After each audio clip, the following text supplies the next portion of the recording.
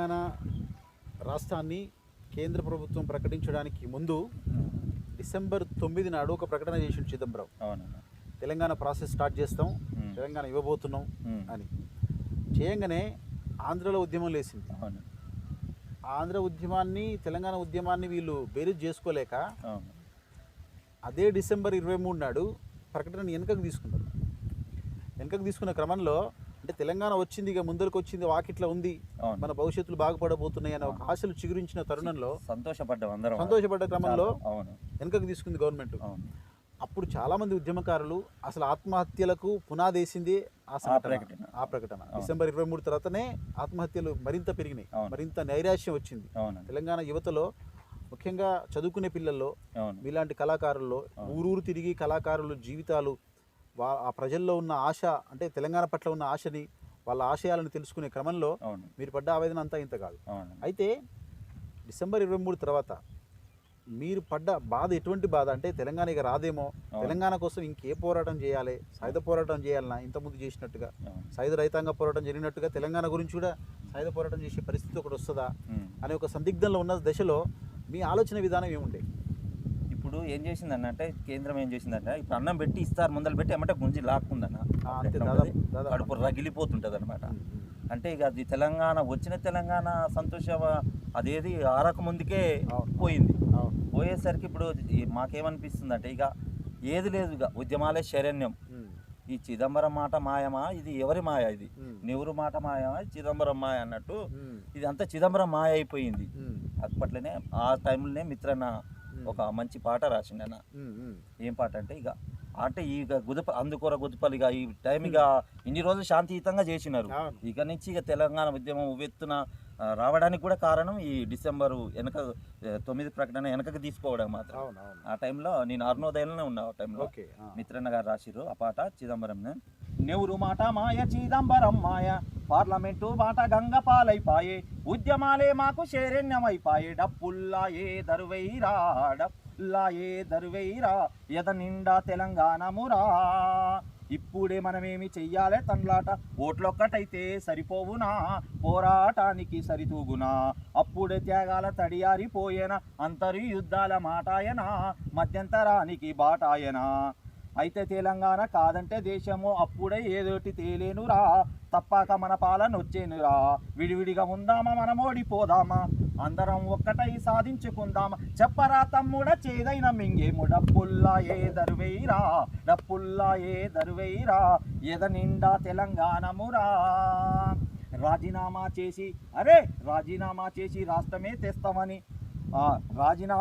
రాష్ట్రమే తెస్తామని, రాజీపడ్డోళ్ళు ఎక్కువుండ్రు, బల్లోల పదవులకు అత్తుకుండ్రు. రాజీనామా చేసి రాష్ట్రమే తెస్తామని రాజీపడ్డోళ్ళు ఎక్కువుండ్రు, బల్లోల పదవులకు అత్తుకుండ్రు. అరే ఒక్క పాటే రెండు మూతుల పామాయి, గోడ మీది పిల్లి రాజకీయం, గాలి మోటారేరా వాళ్ళ పైన. రాష్ట్రం వచ్చేదాకా పదవుల మాటొద్దు, రాష్ట్రం వచ్చేదాకా పదవుల మాటొద్దు, పదవంటే పల్లకి రావద్దయా, తల్లికే ద్రోహం చేయొద్దయా, తాగించి మనలా నిండా ముంచుతుండ్రు, కాజాన పెంచి కాలు దువ్వుతుండ్రు, తాగొద్దు తడపొద్దు సర్కార్ని మేపొద్దు, డప్పుల్లా ఏ దరువైరా, ఎద నిండా తెలంగాణమురా. మన ఎన్టీపీసీ మనదే అందామా, లేదంటే తెలంగాణ ఇయ్యాలేరా, ఓపెన్ కాస్టుల్ని ఆపాలేరా, పన్నులు అప్పులు కట్టాలే మనమంటే, పార్లమెంటుల బిల్లు పెట్టాలేరా, ప్రజల కోరిక మన్నించాలిరా.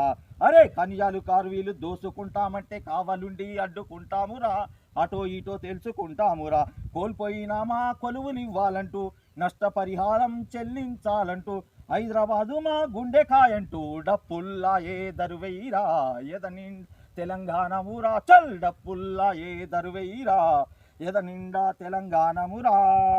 కృష్ణ గోదావరులు కాళ్ళ గజ్జలు గట్టి బీళ్ళల్లో నాట్యం ఆడాలిరా. పాపం పాడి అలసిపోయి ఇప్పుడు బతుకుదేరు ఎట్లా, బతకడం ఎట్లా, మనకు పుట్టిన పిల్లల్ని పోషించుకోవడం ఎట్లా అనే దాని మీద ఉంది వ్యవహారం అంతా. ఏం చేస్తాం, మీ వృత్తి ఏంది, మీ అమ్మ నాన్న సపోర్ట్ ఏంది, మీ భార్య సపోర్ట్ ఏంది, మొత్తంగా మీ జీవితం గురించి చెప్పండి. మా వృత్తి మేము కుండలు చేసుకునే వృత్తి అన్నమాట. కానీ ఆ కుండలు మా తాతలు వాళ్ళు చేసేది, కానీ ఇప్పుడు మేమైతే చేస్తలేము. ఓకే.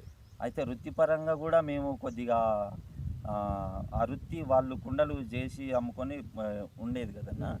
ఇప్పుడు ఆ వృత్తి కూడా కోల్పోయినాం. ఇప్పుడు మేము ఇట్లా ఇక్కడ ఉద్యమం కోసం తిరుగుతుంటే వృత్తి కూడా కోల్పోయినాం. ఆ కుండలు చేసే వృత్తి కూడా కోల్పోయినాం. మానవ నాగరికతకు ఆయుపట్ట మా ఆయుపట్టు మా కుండ ఆయుపట్టు అనమాట. నాగరికతకు మూలాలు ఏంటంటే కుండ నుంచే వచ్చినాయి చాలా వరకు. అదే మిత్రన్న కూడా ఈ కుండ మీద ఒక అద్భుతమైన పాట రాసిండు. నేనే అన్ని కులాల మీద పాటలు వస్తుంటే అన్న మా కులంలో కూడా మాకు పాట రాయాలని ఒత్తిడి తెచ్చిన. ఆ షూటింగ్ TV5లో నా మ్యారేజ్ రోజే షూటింగ్. మ్యారేజ్ అయిపోయిన 1 డేస్కే 2 డేస్కో షూటింగ్. నువ్వు మీ కులం కోసం పోరాడినావు కదా, ఈ పాట షూట్ అవుతుంది TV5కి రావాలని విమలక్క ఫోన్ చేసింది. అప్పగింతలు అయిపోలేదట, అక్క పెళ్ళి ఇప్పుడు 3 డేసే, ఇప్పుడు రాలేనక్క అని చెప్పిన. పాట నేను లేకున్నా కానీ మంచిగా రాసిండు అన్న. కుండాలో గుండె దీపమున్నదో, కమ్ముకొని వాముల మండుతున్నదో. కుండాలో గుండె దీపమున్నదో, కమ్ముకొని వాముల మండుతున్నదో. చెట్టు తొర్రాలున్న మనిషి జంతువాయనో, చెట్టు తొర్రాలున్న మనిషి జంతువాయనో. మట్టి గుణము తెలిసినాక మనిషాయనో. కుండలో గుండె దీపమున్నదో, కమ్ముకొని వాముల మండుతున్నదో. ఇప్పుడు కులవృత్తి లేదు, చదువుకుంటే ఉద్యోగం లేదు. తెలంగాణ ఉద్యమంలో ఫైట్ చేస్తే ఉద్యోగం రాలేదు. ఏ వృత్తి లేదు. పోరు పాటలు పాడితే పొయ్యిల బూడిద మిగిలింది. ఇలా మాకు ఏమీ లేదు. పోరు పాటలు పాడితే పొయ్యిల బూడిద తప్పించే మంచినీళ్ళు పోసిన మానవుడు. కరోనా టైంలో అన్ని అష్ట కష్టాలు పడుతుంటే గవర్నమెంటే కానీ తోటి ఆర్థికంగా ఉన్న కళాకారులే కానీ ఎవరైనా మా వైపు చూడలేదన్న. ఎంత ఘోరమైన పరిస్థితి. అప్పుడు ఎంత అనుభవించినామంటే పిల్లలు, నాకు 2 ఆడపిల్లలన్నా, అస్సలు ఆ టైం ఎవరికి చెప్పుకోలేని పరిస్థితి. బయటకు వెళ్తే పోలీసులు 1 గంట తర్వాత.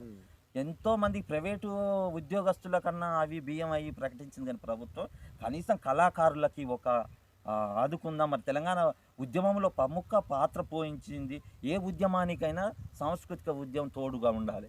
ఏ ప్రపంచంలో ఏ యుద్ధాలు వచ్చిన దేనికైనా ఇది మహా ఉద్యమం అనమాట. ఒక్క పాట 100,000 మైండ్లని దాన్ని లాగేస్తుంది అనమాట. నిజమే మీరు అన్నది.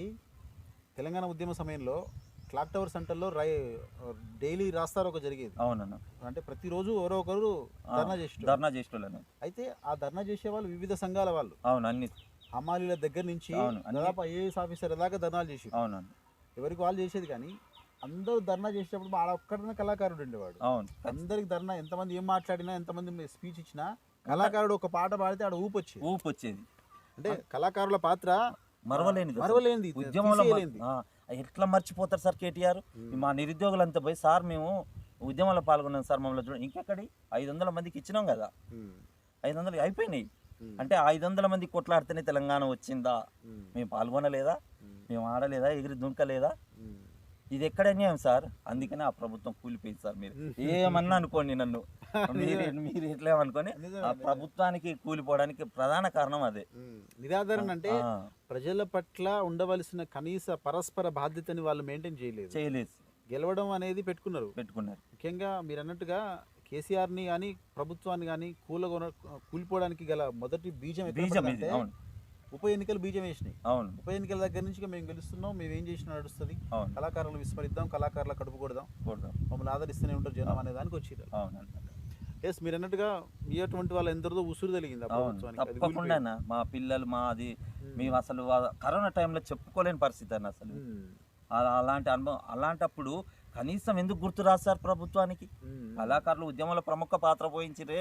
కళాకారుడు కాలు గజ్జగట్టిండే, డప్పు కొట్టిండు, ఆడేటోడు ఆడిండు, పాడేటోడు పాడిండు. అందరు కలిస్తేనే ఈరోజు ఒక పాట కానీ ఒకటి చిత్రీకరించాలంటే 100 మంది ఉంటేనే ఆ చిత్రీకరణ వస్తుంది మనకు. ఎంతో మంది దానికి కష్టం ఉంటేనే. ఇలా కళాకారులు కష్టపడితేనే నీకు ఇలా తెలంగాణ నీకు కనపడింది ప్రపంచంలో. నీకు పోరాటంలో కళాకారుల పాత్ర, తెలంగాణ ఉద్యమంలో కళాకారుల పాత్ర మరవలేనిది. మీ ఆవేదన అర్థవంతమైంది. చాలా గొప్ప కళాకారుని మేము ఇలా కలుసుకునే అదృష్టం కలిగింది. అయితే రామకృష్ణ గారు, అరుణోదయ సమాఖ్యలో పనిచేసేటప్పుడు మీకు విమలక్కతో ఉన్న అనుబంధం, మీ తోటి కళాకారులతో అనుబంధం, స్వర్గీయ పైలం సంతోష్. అవునన్న. పైలం సంతోష్ అన్న మీకు ఇచ్చిన ఇన్స్పిరేషన్ అవును. వాటి గురించి చెప్పండి. పైలం సంతోష్ అన్న అసలు చాలా మంచి వ్యక్తి అన్న. సారథిలో నన్ను చూసిన తర్వాత ఆయనకు అనిపించింది, అయ్యో తమ్ముడు ఈ రోడ్డు మీద జీవనం కొనసాగిస్తుండే ఆ తెలంగాణ. ఇన్ని రోజులు ఏమో అనుకున్నట్ట, అంటే నన్ను నా జీవితంలోకి ఇక్కడ మా ఇంటికి వచ్చిన తర్వాత ఆయనకు తెలిసి అయ్యో తమ్మునికి ఉద్యోగం రాదని. అప్పటి నుంచి ఆయన మనసులో తమ్మునికి ఎలా అయినా నేను ఉద్యోగం ఇప్పియాలనుకుండు, కానీ ఆయన కళ నెరవేరతొలిగిన అన్న పాపం అనువాదించడం జరిగింది. ఇక అన్న చాలా మంచి వ్యక్తి. అన్న ప్రతి ఉద్యమంలో కూడా నన్ను ఫోన్ చేసే, తమ్ముడు ఈడ ఉద్యమం ఉంది, ఈరోజు ధూమ్ధామ్ ఉంది, అక్కడనే వెళ్ళాలని అని చెప్పేటోడు. లాస్ట్కి అన్న చనిపోయేటం చాలా అసలు నా సర్టిఫికెట్ ఇచ్చిండు అన్న నాకు అరుణోదయాలు ఎవరికి లేదు అన్న. తమ్ముడు నువ్వు ఉద్యోగం కోసం నేను రాని కట్టంగూరు పిలిపించుకొని ఆయన సంస్థలో పనిచేసినా కదా సర్టిఫికెట్ ఇచ్చి ఇక చాలా పాటుపడ్డాడు ఉద్యోగం కోసం అన్న. కానీ ఆడ అన్న పరిస్థితి ఆడ ఒక ఉద్యమంలో ప్రముఖ పాత్ర వహించింది కూడా పైలం సంతోష్ అన్న. ఎందుకంటే బొంబాయి పాట ద్వారా ఈ తెలంగాణ ప్రజలు వలసపోవడానికి ఆ బొంబాయి పాట చిత్రీకరణ ద్వారా ఎంతో వేల మందిలో అన్న దొచ్చుకొని పోయింది. అలాంటప్పుడు ఆ మర్యాద కూడా ప్రభుత్వం కనీసం పైలం సంతోష్ అన్నకు మర్యాద ఇవ్వలేదన్న. ఇప్పుడు ఆయన ఉద్యోగం వరకు ఇచ్చి వాళ్ళ బిడ్డగా, ఆయన కొడుకు కానీ వాళ్ళ భార్యకి కానీ అది ఉద్యోగం లేనట్టు ఇంకెవరికి కన్ఫర్మ్ చేయనట్టుంది. విమలక్క గురించి చెప్పండి. విమలక్కతో మీరు చేసిన సాంస్కృతికమైన ప్రయాణం ఒక 5 సంవత్సరాలు జరిగిందన్న. నేను ఇక్కడ లోకల్ చేసేటప్పుడు అక్క హైదరాబాద్ తీసుకెళ్ళింది. అక్క ప్రతి ఉద్యమంలో ఉద్యోగం చేసి కానీ అన్ని ఉద్యమంలో పాల్గొన్నాం. బయ్యారంలో పాదయాత్ర చేసినాం, అడవిలో ఫారెస్ట్లా. ఆ ఉద్యమం అనేది మన బయ్యారం ఖనిజ అది అక్కడ మనకు ఏముందంటే ఉక్కు, బయ్యారం ఉక్కు, బయ్యారం ఉక్కు తెలంగాణ హక్కు, బయ్యారం ఉక్కు తెలంగాణ హక్కు ప్లస్ బయ్యారం ఉక్కు ఆదివాసీ హక్కు అని కూడా ఆదివాసీ పల్లెలన్నీ తిరిగిన ఉద్యమంలో. అదొకటి. మళ్ళీ పానగల్లు వాటర్ గురించి ప్లస్ మేము నార్కట్పల్లి నుంచి ఈ పాదయాత్ర కూడా నల్గొండ వరకు చేసినాం. 10 రోజుల పాటు బయ్యారం ఫారెస్ట్లో అన్ని ఉద్యమాలు చేసినాం. తెలంగాణ మూమెంట్లోనే ఆదివాసీలతో కలిసి అక్కనే వాళ్ళు పెట్టిన చింతపులుసు పప్పు దీని అడవిలోనే ఉండు 10 రోజుల పాటు విమలక్క ప్రయాణం అక్కడ అడవిలో వర్షం టైం మళ్ళీ జూన్ జూలై ప్రాంతంలో చేసినాం. అక్కతో పాటు మేము చాలా ఉద్యమాలలో పాల్గొన్నాం. రైలు రోకో అప్పుడు కానీ అసెంబ్లీ ముట్టేటప్పుడు కానీ మమ్మల్ని తీసుకుపోయి పలుకున్నాం పోలీస్ స్టేషన్లో ఒక 2 days ఉంచారు. కేసులు అయితే ఏం కాలేదు. కానీ నేను వచ్చిన తర్వాత, నేను ఏదో పని మీద ఇంటికి వచ్చిన తర్వాత మొట్టమొదటిసారిగా ఆంధ్ర పెత్తందరాల ఆస్తుల మీద దాడి చేసింది ఎవరంటే అరుణోదయం మా వాళ్ళే అనమాట. కేసులు అయినాయి వాళ్ళకి, మొన్నటిదాకా కూడా కేసులు కొట్టేయలేదు. అయితే ఉద్యమంలో మొట్టమొదటిసారిగా ఆంధ్ర పెత్తందారులపై దాడి చేసిందంటే మన అరుణోదయం. ఉద్యమంలో తెలంగాణలో అరుణోదయ పాత్ర కూడా గొప్పది. ఎందుకంటే ఎక్కడ అన్యాయం ఉంటే అరుణోదయ ఇక్కడనే కాదు, ఆంధ్రాలో కూడా ఎక్కడ అన్యాయం ఉంటే అక్కడ ప్రజల వైపు నిలబడదు. ఇప్పుడు మనం ఒకటి తెలుసుకోవాలన్న, కళాకారులు 2 రకాలు ఉంటారు. ప్రజా కళాకారులు ఉంటారు, కమర్షియల్ కళాకారులు. కమర్షియల్ కళాకారులు అంటే ఎవరు అధికారంలో ఉంటే వాళ్ళకే వంత వాడతారు అనమాట. ఈ ప్రజా కళాకారులు అనేది ప్రభుత్వంలో కాంగ్రెస్ పార్టీ ఉండని, బీజేపీ ఎవరున్నా కానీ ప్రజల వైపే ఉంటారు. వీళ్ళు ప్రజల వైపే ఉంటారు. ప్రజల కష్టాలు, ప్రజల సమస్యలు తీర్చడానికి ప్రజల వైపు ఉండేవాళ్ళు ప్రజా కళాకారులు. ఉదాహరణకి గద్దరు, విమలక్క వీళ్ళంటారు. వీళ్ళు ప్రజా కళాకారులు అన్నమాట. ఈ కమర్షియల్ కళాకారులు ఎవరో మీకు తెలిసి. రామకృష్ణ గారు అన్న, తెలంగాణ ఉద్యమాన్ని ప్రభావితం చేసిన కళాకారులలో, అందులో మళ్ళీ ముందు వరుసలో ఉన్న కళాకారులలో, అందులో మహిళలు అసలు లేరు బహుశా. ఒకవేళ మహిళలు ఉంటే కనుక వారందరికీ ప్రాతినిధ్యం వహించింది విమలక్క. వాళ్ళందరినీ ఉద్యమాల వైపు కొంగు తీసిడా చెక్కమని చెప్పింది అక్క. ఆ అక్కతో నీకు మంచి అనుబంధం ఉంది. అక్క నేను ఎప్పుడు ఇడంగా బాటెంబడి పోయినా ఆగి పలకరించి తమ్మి బాగున్నామని అంత అనుబంధం మీకుంది. మొన్న కూడా రీసెంట్ ఒక 3 months కింద అక్క వచ్చినప్పుడు మీతో ఏం మాట్లాడుతారు? తెలంగాణ ఉద్యమం అప్పుడు ఉన్న స్థితిగతులు, ఇప్పుడు ఉన్న స్థితిగతులు, అక్కతో ఉన్న మీకు అనుబంధం. అక్క పాటలలో మీకు బాగా నచ్చిన పాట? అక్క పాటలు అన్నీ నచ్చుతాయి వాస్తవానికి చెప్పాలంటే, అన్నీ బాగుంటాయి. ఉద్యమానికి పాట, అక్క పాట వింటుంటే రోమాలు నిక్కబడుస్తాయి అన్నమాట. అంత ఉంటుంది అక్క ఆ గొంతులో. చాలా పాటలు ఉన్నాయి అక్క. ఇప్పుడు చలో ధూమ్ధామ్ అన్న సాంగ్ ఉద్యమంలో ఎంతో ప్రాముఖ్యత వహించింది. అన్ని ఆడపిల్లల మీద కానీ. అక్కకి ఎందుకో ఆడపిల్లలకి చాలా ఇష్టం. ఆడపిల్లలకి ఎక్కువ ప్రిఫరెన్స్. వాళ్ళని ఏమన్నా ఆడపిల్లలని ఏమన్నా అంటే వాళ్ళ అమ్మాయిలు కదా, మీరు అబ్బాయిలు కదా, మీరు ఒక మెట్టు కింద ఉండండి అని చెప్తారు. ఎక్కడ ఆఫీస్లో కానీ కలిసి ఎక్కడన్నా కానీ ఆడ ఏమైనా గొడవలు ఏర్పడతాయి కదా చిన్నగా, ఒక ఉన్న కాడ వెళ్తే వాళ్ళ అమ్మాయిలు, మీరు అబ్బాయిలు కాబట్టి మీరు కిందనే ఉండాలంటారు. వాళ్ళకి అక్క ఏమైనా ప్రిఫరెన్స్ వాళ్ళకే ఇస్తుంది. మేము కూడా వాళ్ళకు గౌరవించి వాళ్ళని ఎప్పుడైనా అందరినీ అక్క చెల్లెలుగా చూసేది అక్క ఆఫీస్లో. అక్క చాలా పాటలు ఉన్నాయి అక్క కూడా. ముందుగా ఆమె ఒక పాట పడుతుంది అక్క, పాట నాకు బాగా కొద్దిగా అది ఒక పల్లె పాడుతుంది. బిడ్డ నీకు దీవెన కన్న బిడ్డ నీకు దీవెన, బిడ్డ నీకు దీవెన కన్న బిడ్డ నీకు దీవెన, 9 మాసాలు మోసిన ఒడినే ఉయ్యాల చేసిన, 9 మాసాలు మోసిన ఒడినే ఉయ్యాల చేసిన, నా ఇంటి గడపల్ల మెరిసిన ఏ అయ్య చేతుల బోసిన, నా ఇంటి గడపల్ల మెరిసిన ఏ అయ్య చేతుల బోసిన, నన్నెత్తు కాబోంగ ఏడుస్తావనుకుంటే, నన్నెత్తు కాబోంగ ఏడుస్తావనుకుంటే దినదీన గండం నీకమ్మా, కారడివి బాటనే పడితీవమ్మా, బిడ్డ నీకు దీవెన కన్న బిడ్డ నీకు దీవెన, 9 మాసాలు మోసిన ఒడినే ఉయ్యాల చేసిన, 9 మాసాలు మోసిన ఒడినే ఉయ్యాల చేసిన, నా ఇంటి గడపల్ల మెరిసిన ఏ చేతుల బోసిన, చెమ్మ చెక్కాలాట ఆడుకో బిడ్డంటే చెడుగుడు నువ్వార్తివి, ఆట తేడల్ల వద్దంటివి, చెమ్మ చెక్కాలాట ఆడుకో బిడ్డంటే చెడుగుడు నువ్వార్తివి, ఆటల్లో తేడా వద్దంటివి, బిడ్డ నీకు దీవెన కన్న బిడ్డ నీకు దీవెన, 9 మాసాలు మోసిన ఒడినే ఉయ్యాల చేసిన, నా ఇంటి గడపల్ల మెరిసిన ఏ చేతుల బోసిన. రామకృష్ణ గారు అన్న, తెలంగాణలో వలస జీవులు చాలామంది ఉంటారు, అన్ని జిల్లాల్లో ఉంటారు. పాలమూరు అంటారు కానీ పాలమూరు కాదు, అన్ని జిల్లాల్లో ఒక ఊరు నుంచి ఒక ఊరికి పోయి బతికే ఒక స్థితిగతులు ఉన్నాయి.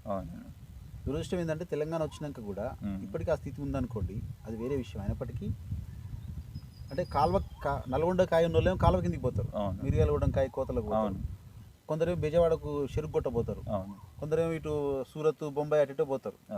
ముఖ్యంగా దీంట్లో బొంబాయికి పోయే వాళ్ళ స్థితిగతులు, బొంబాయికి పోయి వలస పోయి బతికే వాళ్ళ స్థితిగతులు, అక్కడ పాల ప్యాకెట్లు అమ్మి ఇంకేదో బిజినెస్ చేసి బతికేటోళ్ళు ఉంటారు.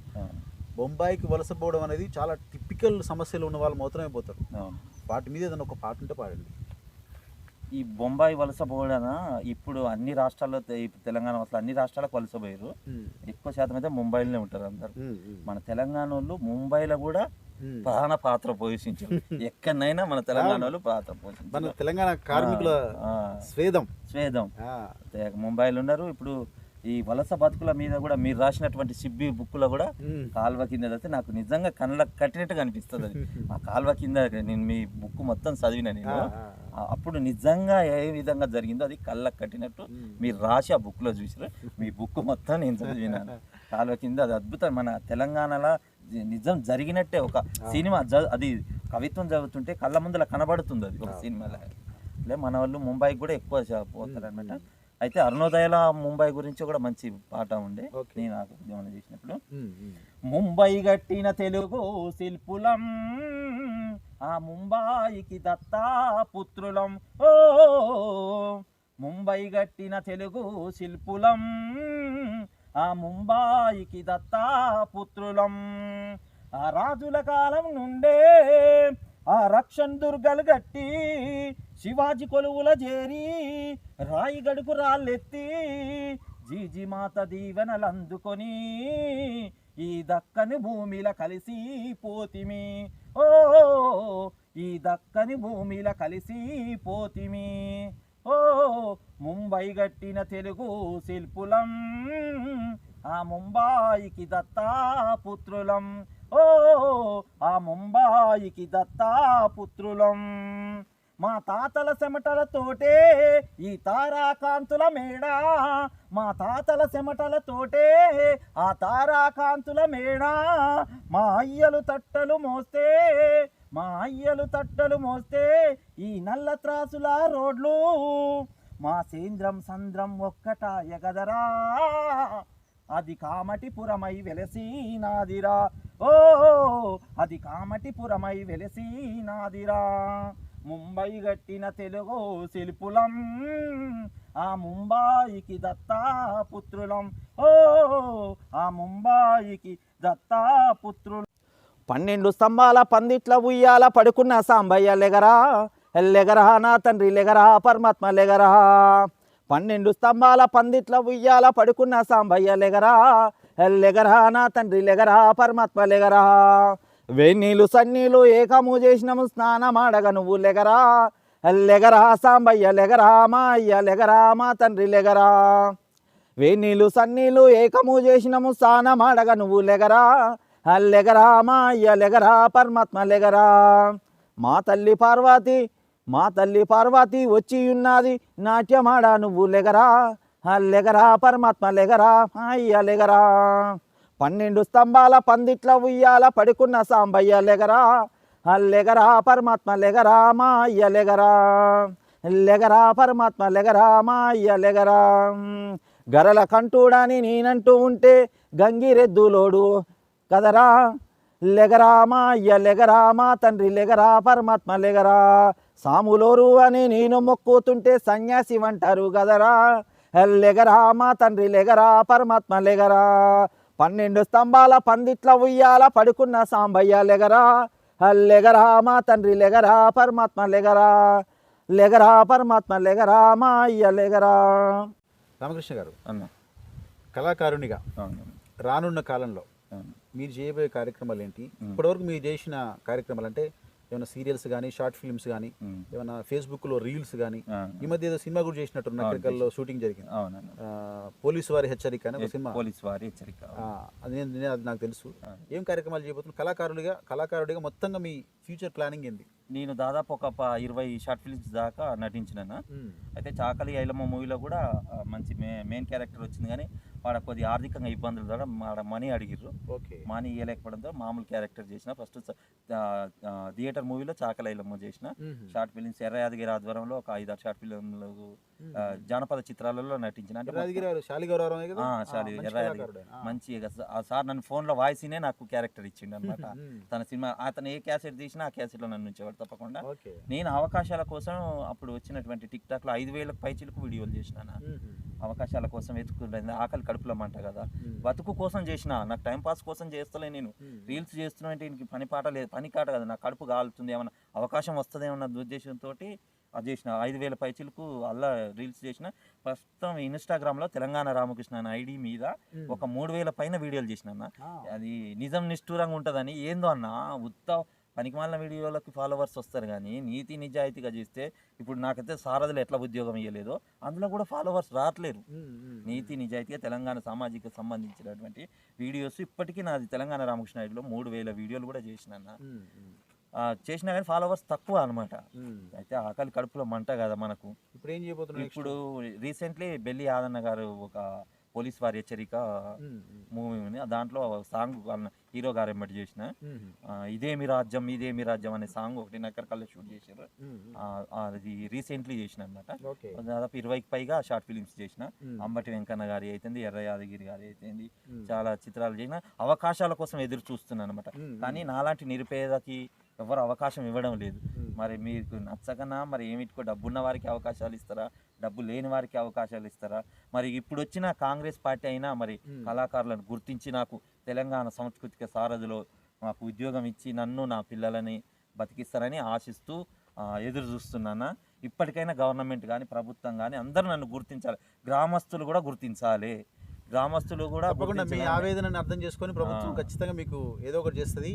అయితే ముఖ్యంగా ఏంటంటే ఇప్పుడున్న ప్రభుత్వం మీ అటువంటి కళాకారులను పికప్ చేసుకొని చేస్తే బాగుంటుంది. మీరు ఆవేదన చెందినంత, ఎందుకంటే కళాకారులకు కనీసం ఒక ఐడి కార్డు కానీ, బస్ పాస్ కానీ, హెల్త్ కార్డు కానీ, డబల్ బెడ్రూమ్ ఇల్లు కూడా లేదన్న.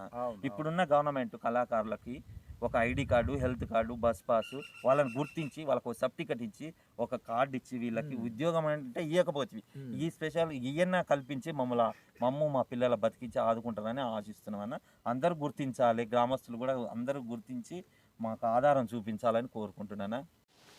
ఇప్పటివరకు మనం మన పల్లె ప్రస్థానం ఛానల్లో బొడ్డుపల్లి రామకృష్ణ అనే ఒక నికార్సైన నిజాయితీ గల కళాకారుడిని ఇంటర్వ్యూ చేసుకొని ఆయన జీవితంలో ఎదురైన సమస్యలు, కళాకారుడిగా ఆయన పడ్డ సంఘర్షణ, కళల పట్ల తనకున్న మక్కువ, కళకిచ్చే కళ తన జీవితంలో భాగమైపోయింది. జీవితంలో సగభాగంగా కళని మలుచుకున్నాడు తను. అంత గొప్ప కళాకారుడికి మన ప్రేక్షకుల నుంచి మన ఆదరణ ఉండాలి, ద సేమ్ టైం గవర్నమెంట్ నుంచి కూడా తనకి ఇకనైనా తను ఆదరించి తనను ఆలస్యంగా గుర్తించైనా సరే తనకు మంచి లైఫ్ని ఇవ్వాలని కోరుకుందాం. అట్లనే బొడ్డుపల్లి రామకృష్ణ వంటి కళాకారులు తెలంగాణ రాష్ట్రంలో ఎంతోమంది ఉన్నారు. వాళ్ళందరికీ కూడా చేదోడు వాదోడుగా ప్రభుత్వం నిలబడాలని కోరుకుంటూ పల్లె ప్రస్థానం ప్రేక్షకులకు వీక్షకులకు చేసే విన్నపం ఏమంటే, మేము ఏదో చిన్న చిన్న ప్రయత్నాలు చేస్తున్నాం. నిరుపేద కళాకారులను, ఊర్లలో ఉన్న వాళ్ళని, అంటే ఎస్టాబ్లిష్ అవ్వని కళాకారులందరినీ మేము ఒక తాటి మీదకి తీసుకొచ్చి వాళ్ళ బాధలను కూడా మీకు తెలియజెప్పే ప్రయత్నం చేస్తున్నాం. కాబట్టి మా యందు దయతో మా ఛానల్ని సబ్స్క్రైబ్ చేయండి, లైక్ చేయండి, షేర్ చేయండి. ఇదే మా విన్నపం. ఇక ముందు కార్యక్రమాల్లో కూడా కొనసాగుతాం. ఇట్లనే కళాకారులు ఎక్కడున్నా మేము కెమెరాలు పట్టుకొని ఊర్లో మడి తిరుగుతామని తెలియజేస్తూ మమ్మల్ని ఆదరించాలని కోరుకుంటూ మళ్ళొక కార్యక్రమంలో మళ్ళీ కళాకారుడితో మరింత ప్రస్థానాన్ని కొనసాగిద్దామని కోరుకుంటూ అందరికీ నమస్కారం. Thank you.